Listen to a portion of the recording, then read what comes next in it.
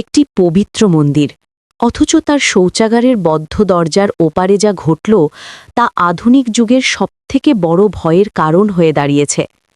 দুটি উজ্জ্বল প্রাণ কেড়ে নেওয়ার পেছনে কোনো খুনই ছিল না কোনো সুইসাইড নোট, ছিল শুধু একটি ফোন এবং তার ভেতরে থাকা এক কৃত্রিম বুদ্ধিমত্তা বা এআই।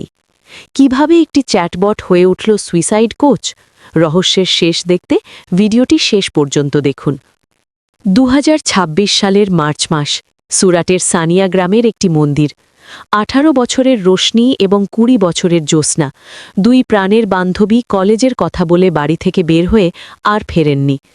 সিসিটিভি ফুটেজে দেখা যায় সকাল 7:44 তারা মন্দিরের শৌচাগারে ঢোকেন, যা আর কখনো খোলেনি। রাত 9:30 নাগাদ পুলিশ দরজা ভেঙে ভেতরে প্রবেশ করে। মেঝেতে পড়েছিল রোশনি এবং জ্যোৎস্নার নিথর দেহ, পাশে 3টি সিরিঞ্জ এবং অ্যানেস্থেটিক ঔষধের খালি শিশি। কোনো ধস্তাধস্তি বা আঘাতের চিহ্ন ছিল না। মনে হচ্ছিল খুব পরিকল্পনা করেই তারা এই পথ বেছে নিয়েছেন। তদন্তে বেরিয়ে এলো এক হাড় হিম করা তথ্য। ছাত্রীদের ফোনে কোনো ব্যক্তিগত শত্রুতার প্রমাণ মেলেনি, কিন্তু তাদের চ্যাট জিপিটি হিস্ট্রিতে দেখা গেল তারা এআইয়ের কাছে ধাপে ধাপে জানতে চেয়েছিলেন ঔষধ ব্যবহার করে ব্যথাহীন আত্মহত্যার পদ্ধতি কী। পুলিশ জানতে পেরেছে এআই তাদের থামানোর বদলে ঔষধের সঠিক ডোজ এবং ইনজেকশন দেওয়ার খুঁটিনাটি বুঝিয়ে দিয়েছিল। একটি সাধারণ চ্যাটবট এখানে কার্যকর নির্দেশিকা বা প্লেবুক হিসেবে কাজ করেছে। ভারতে এই প্রথম প্রযুক্তির মাধ্যমে আত্মহত্যার প্ররোচনা নিয়ে আইনি বিতর্ক শুরু হয়েছে।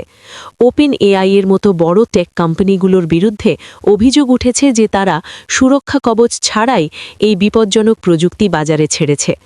মেধাবী দুই ছাত্রীর মৃত্যু আজ প্রযুক্তির নৈতিকতা নিয়ে প্রশ্ন তুলে দিয়েছে।